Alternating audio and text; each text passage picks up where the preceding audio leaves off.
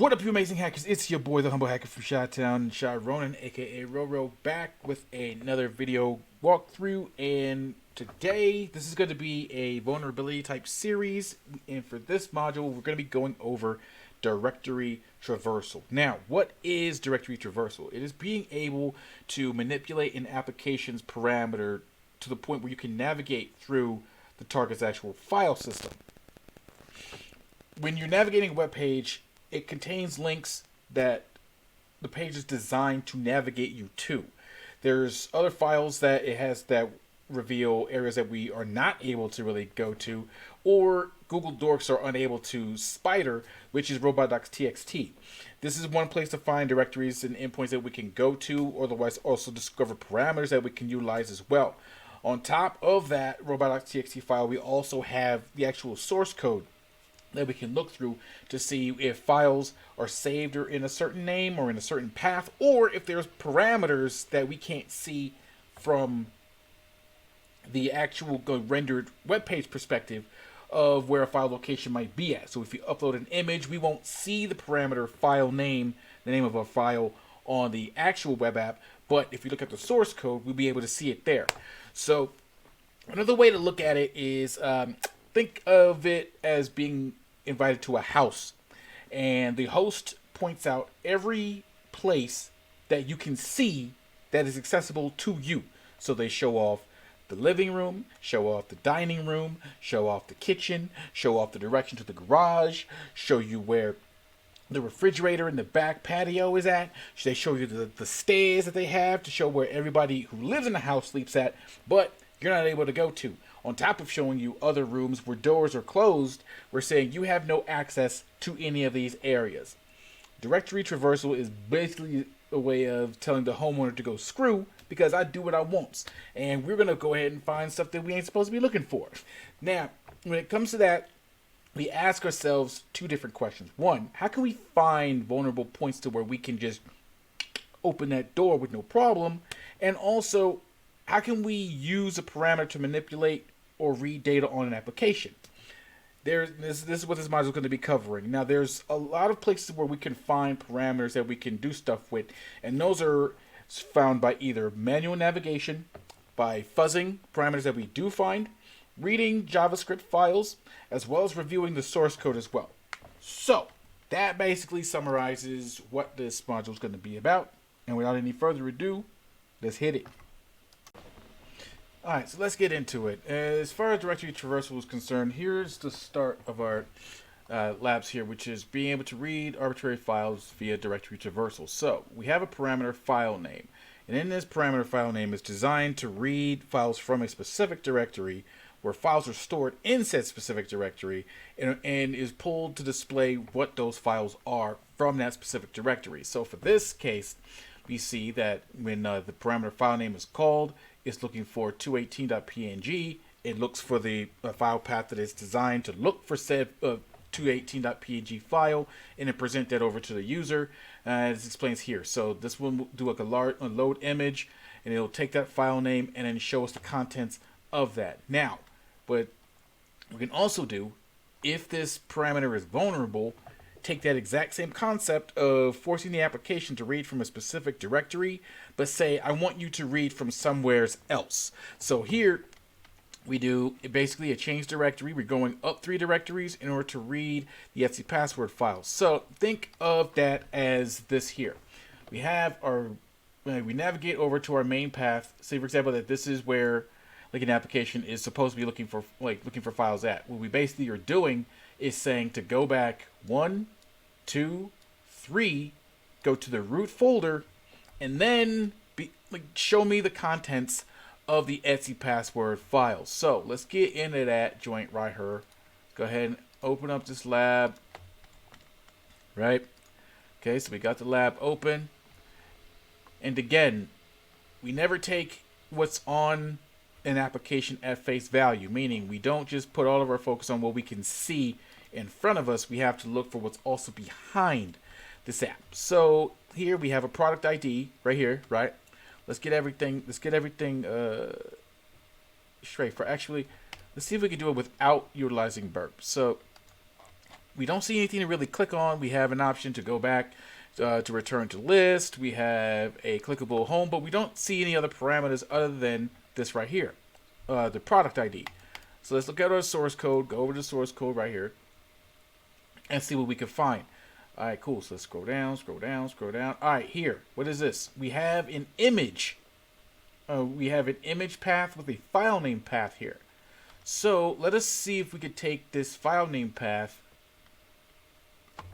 and simply use that to locate the Etsy password file. So let's take this exact same example. Let's take this initial example right here, going up 3 paths and then looking for that file. So 1, 2, 3.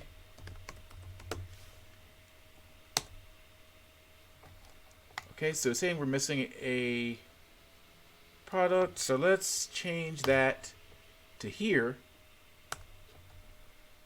Not found. All right, cool. So that's face value. So let's look at this from burp here. Go ahead and copy this. Bring up our burp here. We have our Foxy proxy on. Let's set our scope. Paste it. Shut up. Make sure that our proxy is only going to be picking up traffic, or that's only in scope. All right. Let's go over to our sitemap. Now let's refresh this. Okay. 1 second. Whoops. Oh, because I'm looking at the source code and not the actual page itself. All right.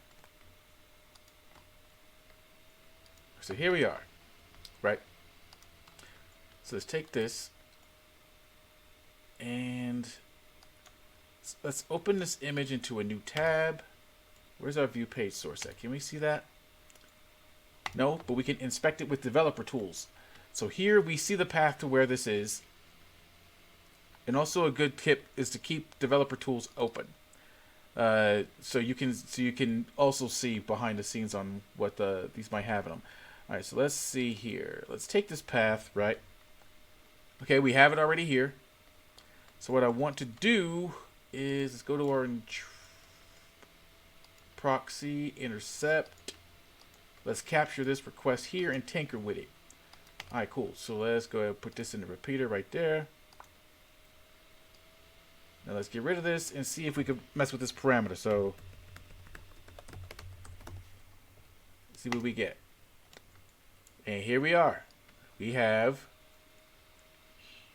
the entire Etsy password file that we can read here. Now, let's put this exact same payload in here. Let's forward this. Turn intercept off. So as we see, when we just simply navigated it from the intercept, we basically get this right here. Now let's inspect this page and see if we get any data. See, we don't have it here, but we have the response here in burp, which definitely helps us out. So congratulations, we just solved the lab. Yay! Now let's shoot down to the last one here. What's this last one? All right. File path reversal, validation of file extension with a null byte bypass. So let's see what that's all about.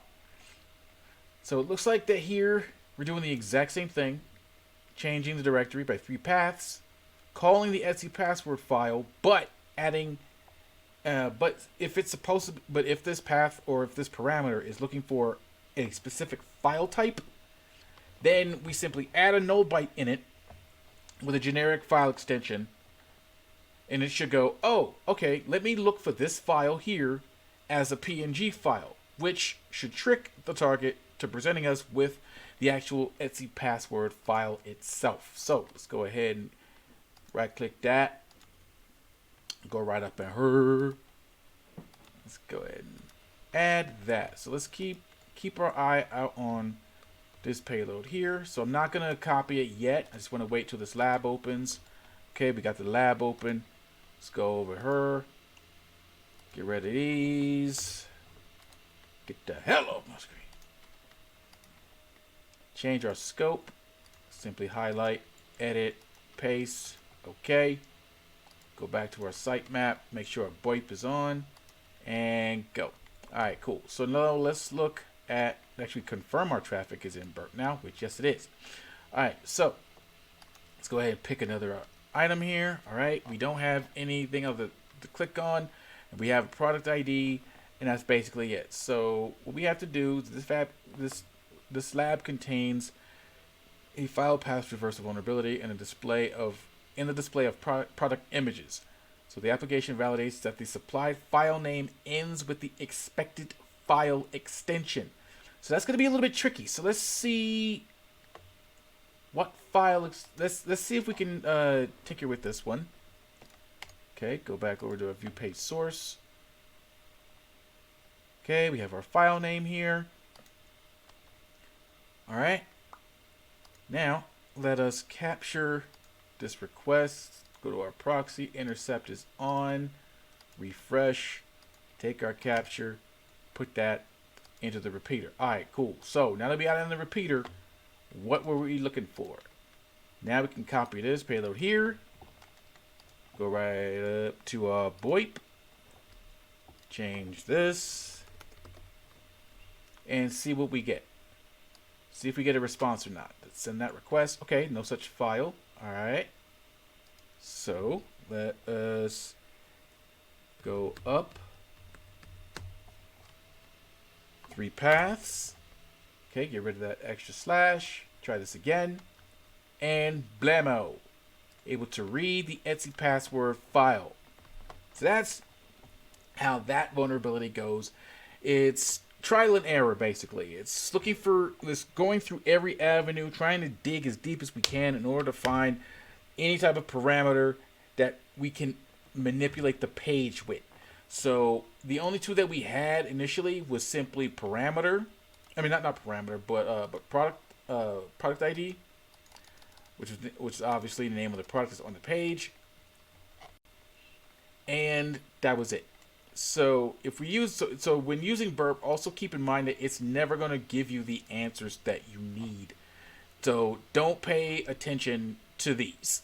Just let it do its thizzle and put more focus on what we're actually looking at as far as seeing what we can dig for. We can look for, can we find parameters here? Is there anything in the responses? No. Is there anything in the source code? Something that is not right in front of us. So that is basically an overview of how Directory Traversal pretty much works. Thank you very much for joining me on this module here. I am Shy Ronin, and I will see you in the next one.